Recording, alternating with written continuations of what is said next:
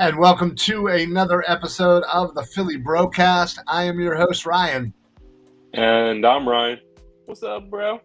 What's going on, bro? How are you tonight? Not bad, not bad. Pretty excited about the Phillies moves. Yeah, we got a lot to talk about. We're going to, of course, focus on the Phillies first, just because of the deadline, which literally passed just about an hour ago.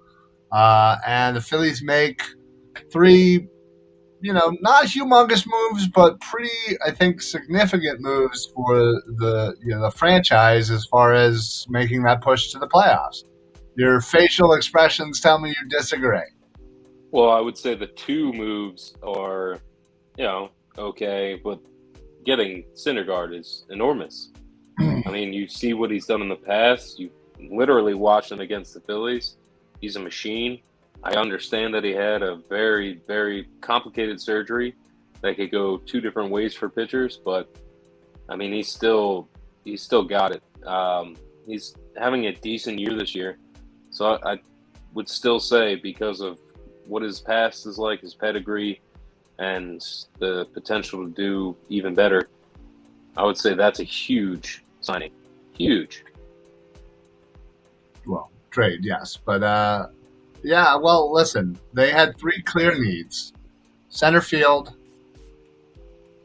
bullpen, and starting rotation. And they've got somebody in all three of those areas. And I think, again, not super huge moves. Personally, I don't even think the Syndergaard move is that big. He's really a 3-4 on this team. I just think, again, what it means for this team moving forward, and considering that we are eventually going to get Segura back and Harper, who just a few days ago had the pins removed from his hand. So good things there. But what this move also does is we've officially DFA'd Adubel Herrera to make room, which, quite honestly, I could not be happier that he is no longer on this team. I absolutely cannot stand him. And we also did the same for Familia, who, again, in the bullpen, I personally think was the worst that we had. So by getting Robertson back, and hopefully does a little bit better this time around. But, yeah, I think just by addition, by subtraction, almost two, I think those are two good moves as well. Yeah, I mean, I was literally going to use that phrase, addition by subtraction, because it works perfectly here. It's actually, I think, getting a +1 out of the whole thing instead of balancing it out, because you're honestly getting someone better and removing probably somebody that was not only, bad in the rotation, but bad for the clubhouse itself. Probably just had a poor attitude, and, I'm glad that things are starting to freshen up. Robertson, man, what a crazy trip to Philly this is for him, considering he was on the Yankees when they beat us in 2009. Yep. He was on a few other teams and then back with us in 2019, like you said. Hopefully this time around's better, and I think it would be. He's got some good numbers right now, and yeah, he does. His ERA is under 3, and would fit in nicely, I think, with what the bullpen has been doing over the last month or so, as it's been one of the better bullpens in baseball. But I think probably the most undervalued trade is getting Brandon Marsh, outfielder from the Los Angeles Angels. He's very good defensively. He's not, he doesn't, kill the, cover off the ball in the batter's box. I think he's batting about 226. Not great. Has 8 home runs, 37 RBIs, but I think coming over to this squad, we don't necessarily need a big bomber. We need, better defense. and we Yeah, need somebody who can, actually just, put the ball in play. get Uh, on base. yeah, get on base. So I like it. I believe he's controlled, for another couple of years, so that should be good as well. But yeah, obviously, I think the biggest name here is Syndergaard, who, we obviously, know from his Mets days, Thor and that 1-2 punch with DeGrom. Actually, Yeah, 1-2-3 with Wheeler back then. So it reunites Wheeler with him, and again, going out to Los Angeles is his win loss was pretty bad. It's a bad Angels team, um, but I think coming over here, I think maybe he gets rejuvenated not being on that team anymore. I think he actually will be pretty good for this rotation. yeah, absolutely. And I mean, he has the chance to kind of better himself by getting up in that lineup in that order because, like you said, you got Wheeler and Nola in front of you. Like you're already in third, maybe in fourth position. Um, so it's one of those things like, hey, can you prove yourself? Can you win 3-4 games in a row in convincing fashion in order for us to say, oh, maybe we should, move him up. But, thankfully it's a good problem to have. Thankfully we got another great starting pitcher. I mean, Gibson, Suarez, Nola, Wheeler, and Syndergaard sounds pretty good to me. At least Yeah, right now as a Phillies fan. yeah, no, exactly. I mean, again, it beats the Bradley Falters of the world coming in. So yeah, I mean, right now, I think he's like what 5-8. Again, win loss, not that telling. Has a 3.83 ERA.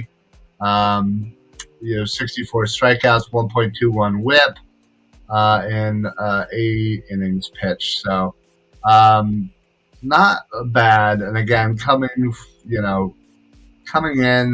and essentially being the number 3, maybe the number 4, depending on the rotation that they put together. I think that's a pretty nice 1-2-3. I personally would have rather somebody like a Carlos Rodon from the Giants, but unfortunately they couldn't pry him away from the Giants. Nobody could. So yeah, I think this is kind of the next best thing. And you never know, again with call ups who they may bring up to kind of again bolster the playoff roster. So Yeah. I just, I feel like we might be hearing the name Mickey Moniak quite a bit going into the future. I don't know why. I mean, even though his numbers would say, he's going to fizzle out and, right. you had a good run. But I honestly could tell you from watching baseball for quite some time, there's those guys that they keep getting chances and then it just clicks and they become all-stars. And we Yeah. might be hearing that name going forward, but we are in that mode right now that you're talking about. It's this year. We have a great team. Segura's coming back, and then hopefully Harper healthy, ready to go for a playoff push. I mean, that's the goal. That's the key. Right. And anything happens September, October. So it's a good move. I think they made really great moves overall. Probably give them like a B. Yeah, Because, again, wasn't as flashy as some of the other teams, but again, went out, had 3 clear needs, and went out and addressed them. So there's something to be said about that. Obviously, giving up on Mickey Moniak. I think we all obviously wanted him to figure it out here, and to be our center fielder for the future. Obviously, that's not going to be the case as he goes to Los Angeles. And they have a pretty good center fielder there already. So yeah, not bad. But I think obviously giving up Logan O'Hoppe for Brandon Marsh hurts a little bit. I would have certainly loved to have seen that kid come through the system and up through the into the majors. But again, you also have JT Realmuto right there. So again, there's not a lot of room for him to kind of figure out how to get to the big show. So I understand, why they would be okay with getting trading him away. So here's a question for you. Obviously, everything you just said, very accurate. One of those things where you hate to see O'Hoppe go. Very promising in his young career. Yeah. Even the prospect that we gave up with Moniak, Sanchez, I believe,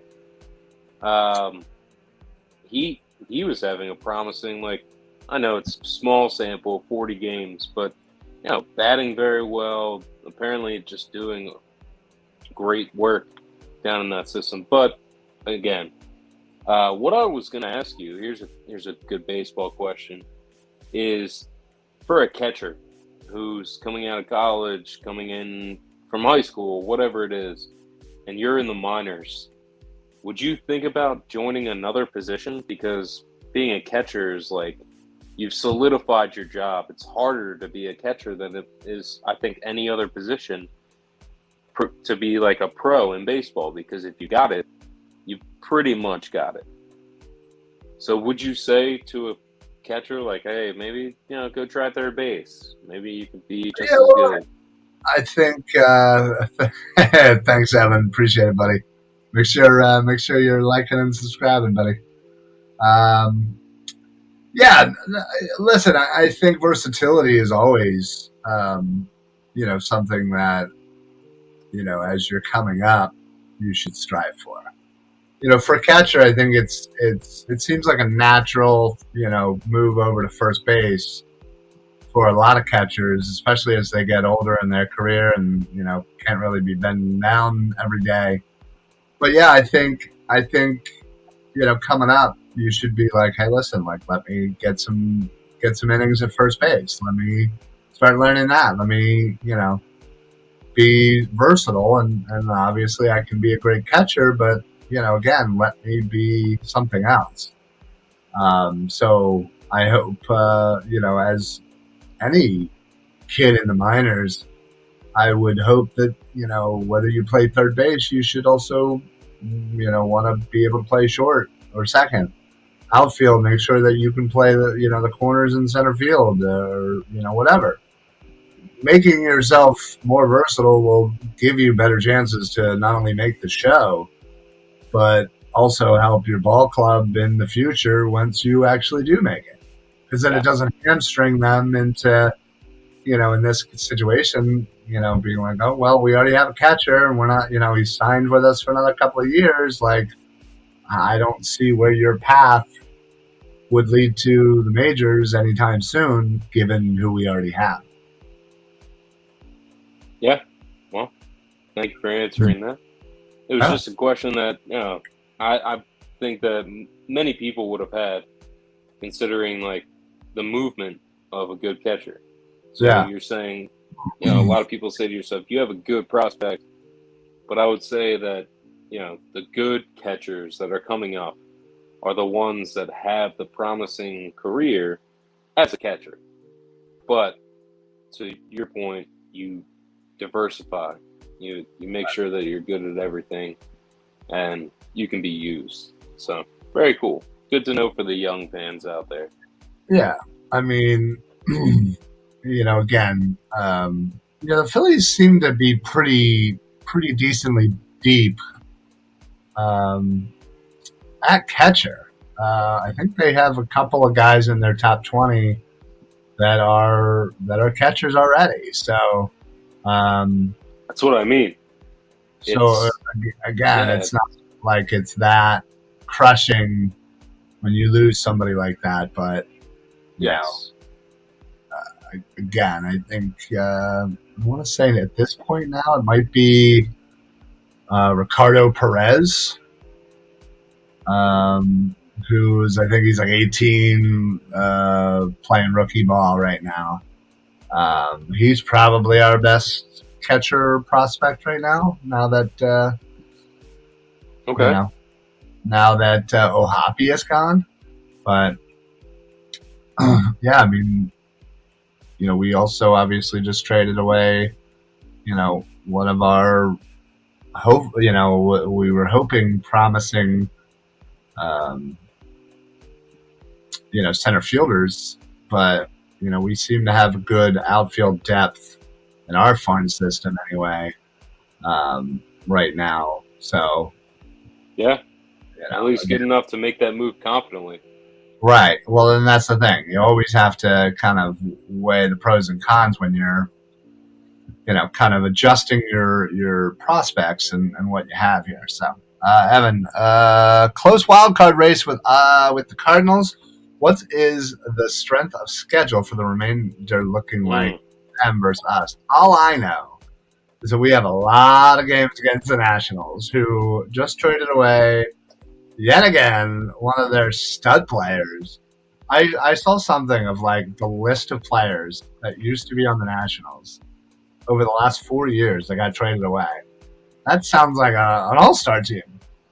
Yeah, I mean, you would imagine so, but after they traded Reis Harper, they also won the World Series, so that works out. Yeah, I mean, in the end. They definitely did, but they traded Juan Soto over to the Padres for what seemed like maybe not quite enough. Hey, they got Eric Hosmer. The guy's a World Series champ himself. Mm-hmm.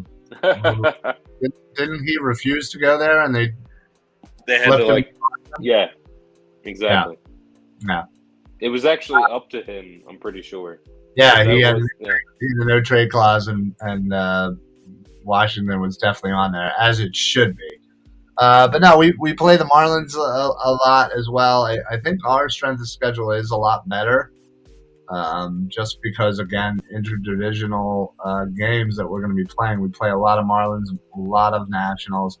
And considering that we're actually able to beat the Marlins this year, unlike past years. But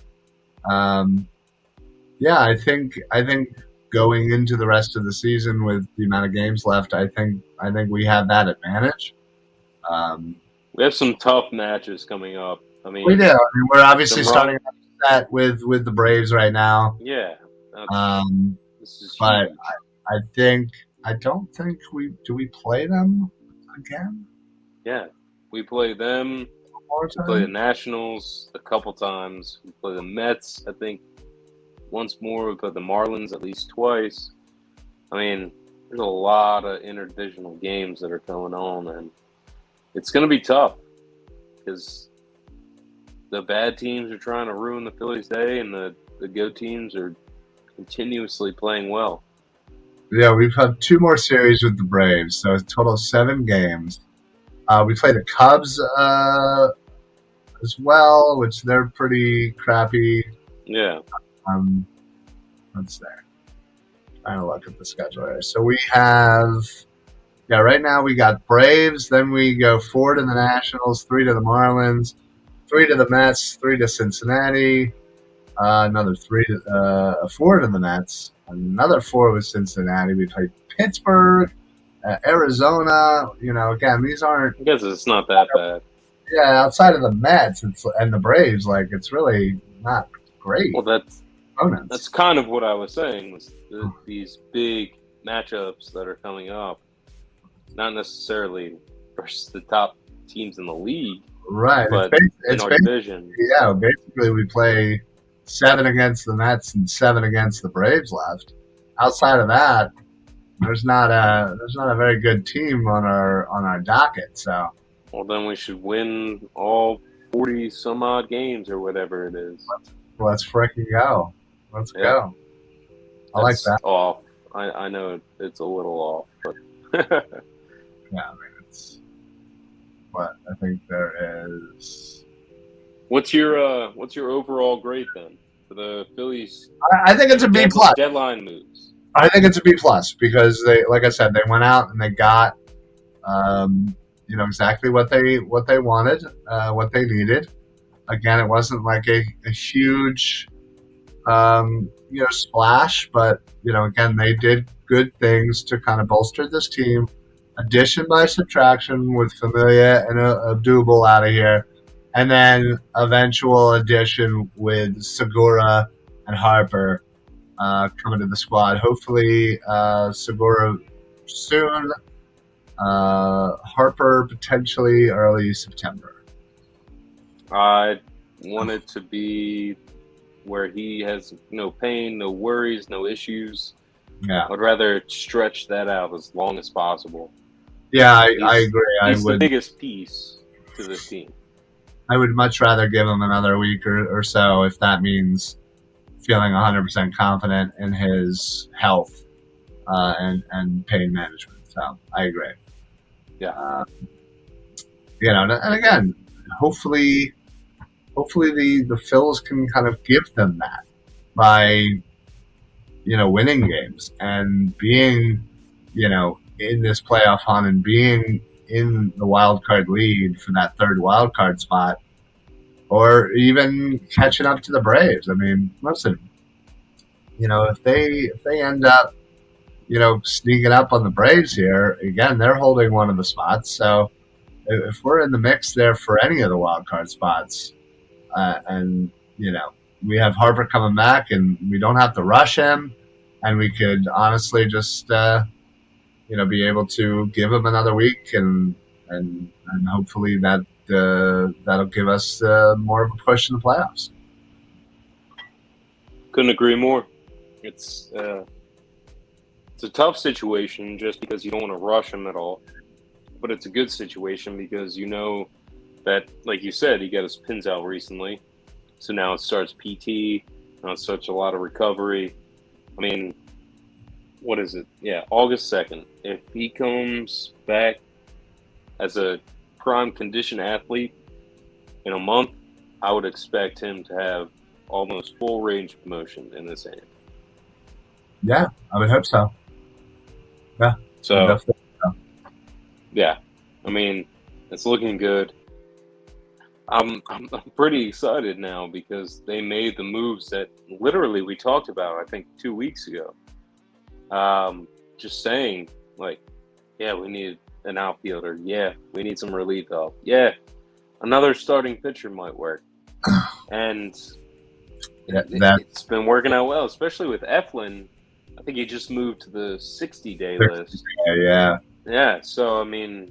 Not ideal, so they definitely had to get the motor in there. It's kind of like crunch time. I mean, we've all studied for tests way too late, and we waited till the trade deadline. No one has to wait. Everybody knows, like, the agents are fielding calls and playing around. But, like, if you have the best offer, you have it. And they usually take it. But, it's all theatrics. People should be interested in sports more than just while the sport is playing. So, gotta keep them moving. True.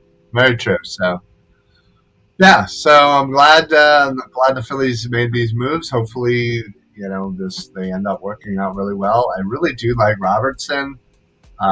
He didn't have the greatest first stint with the Phillies, but again, a lot of injuries and whatnot. I've always liked him. Honestly, I think he's just been one of those consistent bullpen guys that you can throw in there. He's not going to do too much to hurt you. And again, the way that the bullpen has been throwing right now, I think we got a good squad in the bullpen up and down right now. Yeah, absolutely. I'm still constantly impressed with Suarez. Gibson has been doing fantastic. And then, on the back end, everybody's been pretty much pulling their weight. So it's really great to see. As long as this hitting just continues, that's the biggest, safety blanket, if you will. It's the biggest comfort to have a 4-run lead going into the third, because your pitcher needs that time. And as a team, you can bat around, and it'll really save your pitching.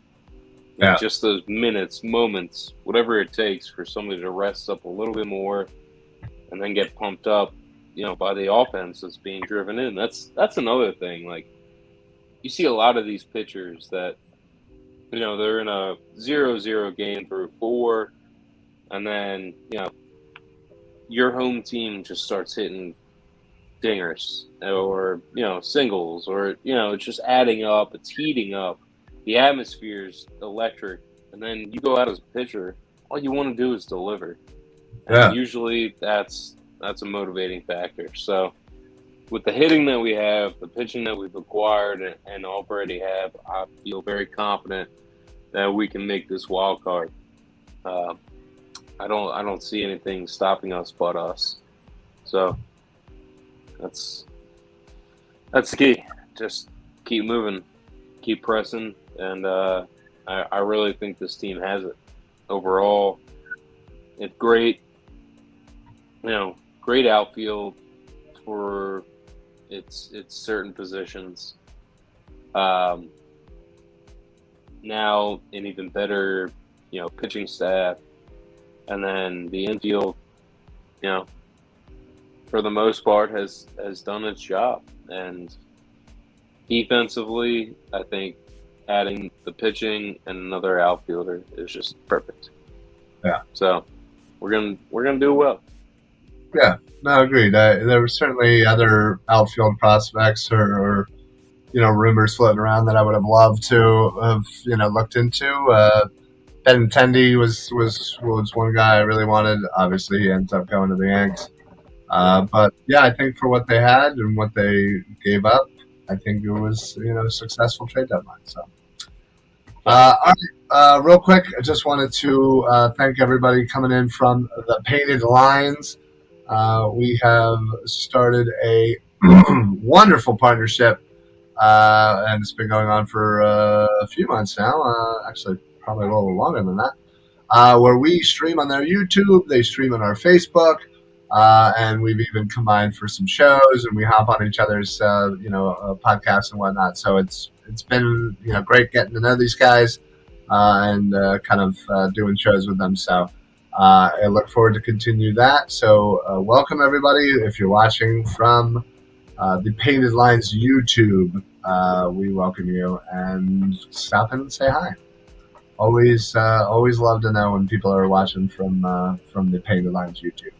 While I have you, make sure that you head on over to the official sponsor, La Terrain Watches. Head on over to www.la-terrain.com. I might have said like 4 W's.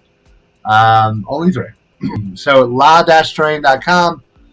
They have fantastic watches, really high quality stuff, pretty cheap. In comparison to some of the other ones. They have other accessories, sunglasses. I don't know what all these motions that you're doing. Just accessories. Oh, accessories. Yeah. So check them out. Make sure when you do check out, use code PSA for site-wide discounts. And then while I have you, we're gonna do a couple more things. Head on over to Six Pack Coverage. To see all of our shows and so much more. We've joined up with them. They're more of a national social media. So they do not only sports podcasts, but they do lifestyle, finance, food, fitness, whatever you're really into. They got something for you. And they have a really cool collegiate network, kind of bringing you up to date on the colleges around the major colleges around the country. So head on over to them. You can check out our shows there as well and on their YouTube. So we along with CEV, another Philly area network, are down there giving them the Philly style. So we are super happy. And then last thing I will mention is we've also partnered up with Philly Sports Strips. If you've never heard of them, well, I don't know what you've been doing, but if you've ever wanted to go to an Eagles away game or Even a Phillies away series. They got plenty of other stuff as well. But they're the ones who organize all these trips and get all Philly fans together. Right now, we are concentrating on the trip down to DC, third week, September 25th, against the Commanders. It's a bus trip, 325. All you need is 99 down. It comes with the charter bus down there, free parking down at the stadiums before you get on the bus. All you can drink beers and seltzers, catered food, like really good catered food. A private DJ. There's former Eagles like Hollis Thomas. There'll be plenty of people like from 4th of John and Edge of Philly Sports, and the Philly Sports guy, Jamie, will be there. So make sure you head down there. Plus, obviously, tickets and a ride back. So it's going to be about 1,000 Eagles fans down there. We're getting a bus to ourselves, the Philly Sports Alliance. So head on over to phillysportstrips.com. Click on the link for the DC bus trip. Fill out all that information, and it'll ask you, hey, how did you hear about us? Just write in Philly Sports Alliance. That way you get on our bus. It's going to be an absolute insane bus trip. I cannot wait. Fineran's going to be there. Eric from the Football Smack Talk Show. A couple other of our friends, family, and fans as well. So hurry up. If you have any questions, please reach out to me. I'll help you get through it. But yeah, so that's it for us. Speaking of the birds. Speaking of the birds, let's start talking about training camp because we are in full swing at training camp. We have had report after report of how Jalen's doing and how AJ's doing and Devontae and the defense and all this stuff. And it's funny because we're actually going to be talking about it on our roundtable show after this. But just to kind of get your feeling and your vibe, what do you take in all this? Like the constant report of like who's doing what and how great they're doing, but then they might not be doing great. And again, what? What do you take? The guy I'm taking is the biggest question mark from the draft, in my opinion, who was Jordan Davis, and that is a guy that has been highly touted, coming in as such a run stopper, big body, blah, blah, blah, blah, blah. It's like, that's sometimes the NFL. The NFL is constantly being able to make different decisions, make better moves, be quicker, faster, stronger than the other guy. You can't just be overall bigger. So this is the guy that I've been waiting to hear about, and thankfully, one of the first days, it's like Jordan Davis has, eclipsed his expectations for training camp. And my only thought was, what does that mean? Like, instead of 10 times, Yeah. he tried 20 The times? first day, like, what are you talking about? Or did he literally set an eclipse on the field because of how big he is? I don't know if this is like conjecture, if this is funny. So what I'm trying to say is that to hear that he is doing well in training camp has been a surprise for me. Somebody I haven't heard too much of is Darius Slay. I don't know if I'm not reading enough or not hearing enough, or if he's just taking it easy and teaching. I don't know, but that's the guy that's one of the most important pieces to our defense, and I want to hear more about it. I don't know if you have. Can you fill me in? Yeah, I mean, I've definitely heard his name along with Bradbury and Maddox breaking up passes, intercepting the ball. So yeah, I've definitely heard it, but yeah, not as much as I kind of would have thought. Obviously, you're going to hear Hurts every second, every play, every time he breathes. Same with AJ, same with Devontae. But I've been hearing good things, off and on about Hurts. But like again, this is training camp. Like this is where you are trying to work out these kinks. This is where you're trying to get better with your teammates. So, what's that? Yeah, you are. I got nothing, buddy. All right. Well, then I guess I will just talk because Fineran can't touch his phone and jinxed himself. Ah, there he goes. All right. Well, I am gonna. Yeah, I think I'm just gonna go ahead and drop that. There you go. All right. Well, fantastic. Love technical difficulties. Hopefully he can pop back in, but yeah, again, it's tough because you obviously we've been waiting for training camp, and all we want is info, and we want to just you know get as much information as we can. But you also have to take everything with a grain of salt, and also depending on who you follow, whether you're following somebody like Elliot Shore Parks, who gets a lot of hate for his tweets and whatnot, or Jeff McClain, or any one of them down there. Because depending on their opinion, it could be something different. You could hear Hurts, had his best day, and somebody else would be like, "Oh, Hurts didn't look all that sharp." So, I just always take it with a grain of salt and realize that, listen, they're not going to be perfect in practice. I really don't want them to be, because that would just be weird to me. But you obviously want to make sure that they're doing their thing, they're working on their craft, and yeah. Glenn, I love the moves. Hate to see Logan go. Wanted success. Yeah.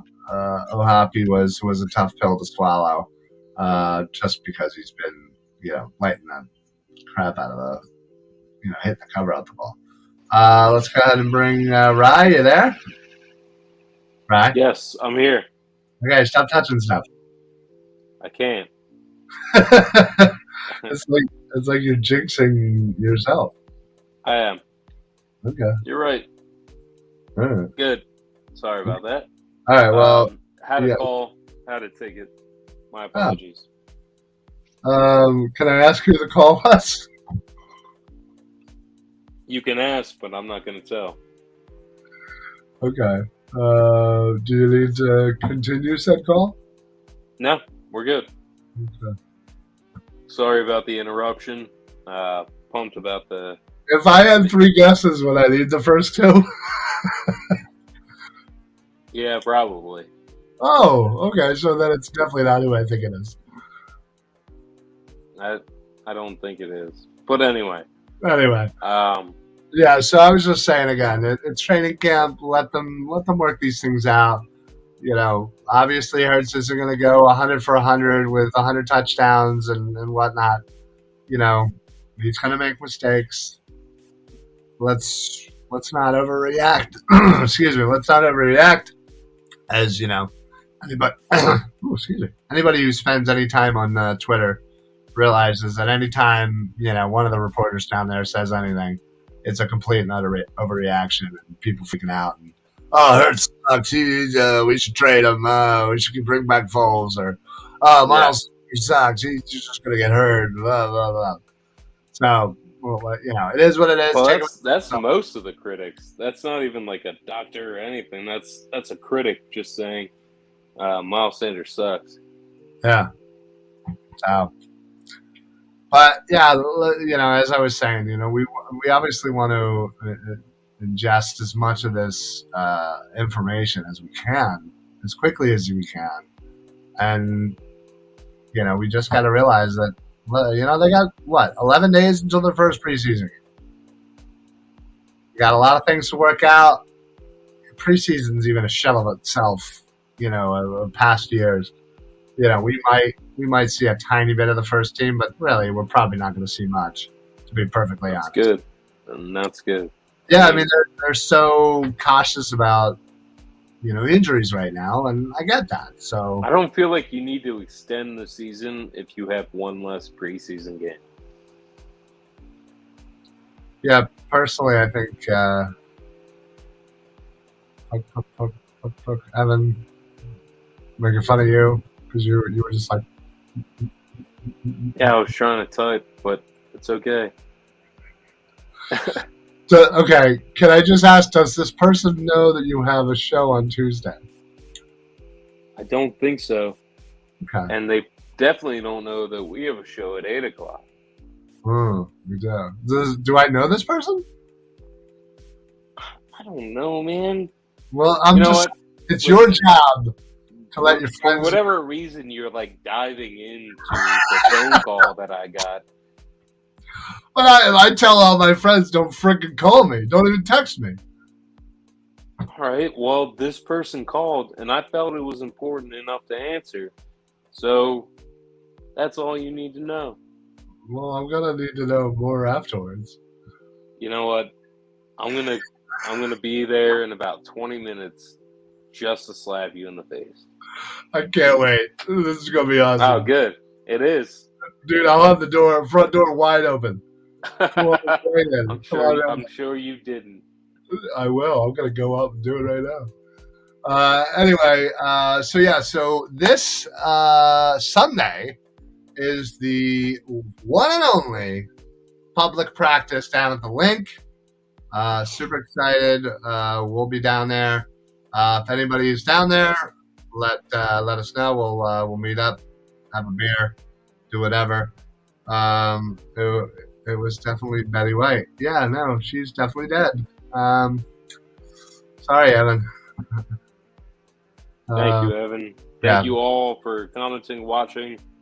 Anything that you guys do, we appreciate. Like, share, follow, send it out. Just put it out there that these guys like talking Philly sports. Yeah. And at least this guy knows what he's talking about. Yeah. You too. Don't sell yourself short.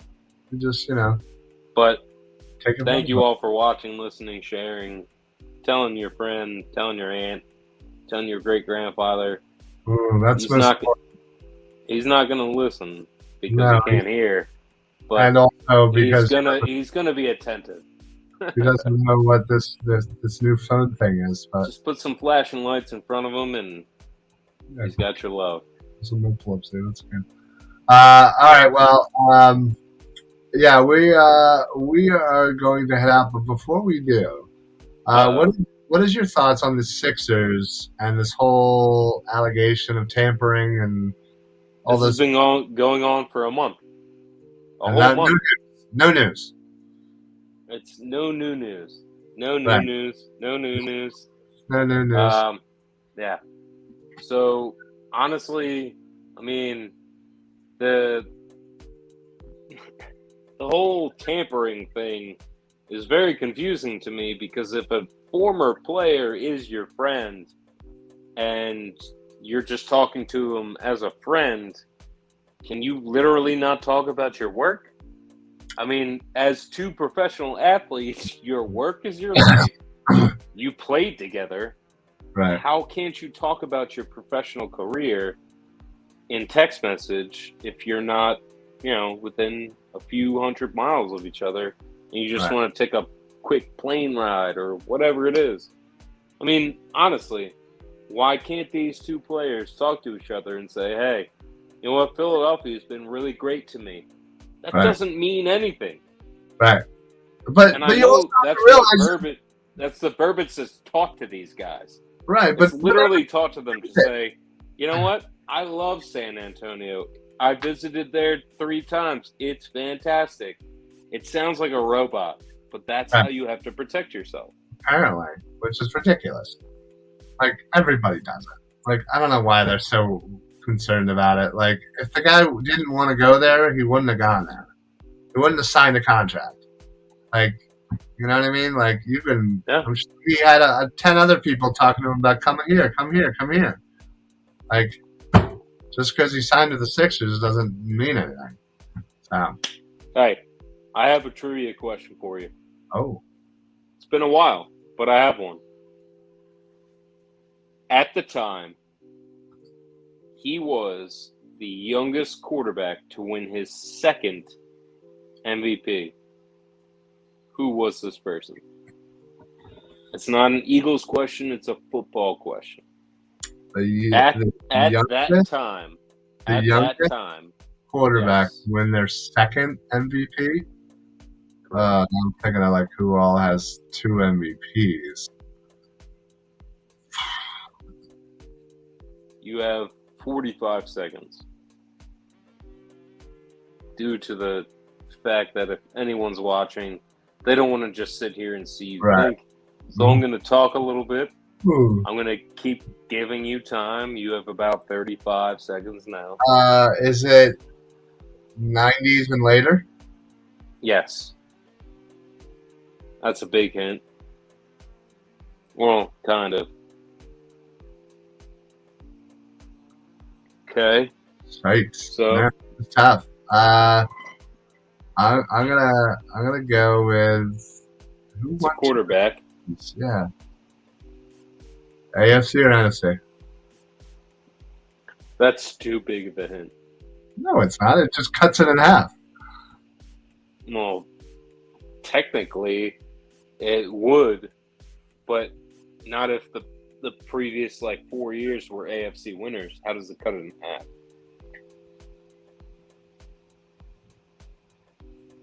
Ooh. Yeah, dude, I don't know. NFC.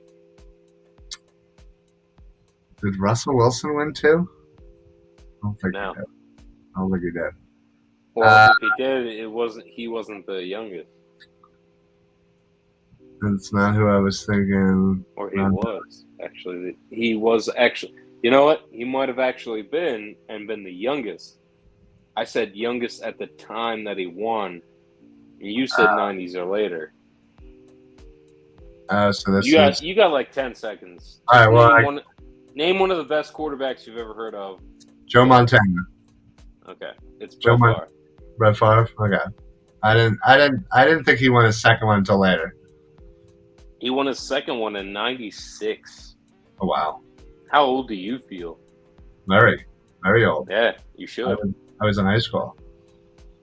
In '96. Yeah. My goodness. Yeah. I think I was getting out of elementary school. Yeah. On the bus, laughing at people like you. Evan said, Big Ben, or that dude that made a movie made after him recently. You got them all wrong, Evan. Good guesses, though, buddy. Good guesses. All right, folks. Well, we're going to head on out of here. Thank you so much for joining us for another episode of the Philly BroCast. We will see you guys next Tuesday at 7 o'clock. Please make sure you like, follow, subscribe, YouTube, Facebook, Twitter, Instagram, Twitch, all of them, and share them amongst your friends. Thank you, everybody, for commenting. Glenn, Evan, appreciate it, guys, specifically. We'll see you guys next week. So for the Philly BroCast, I'm Ryan. And I'm Ryan. Peace out, bros. Later, bro. Have a good night. Go Birds, go Phils.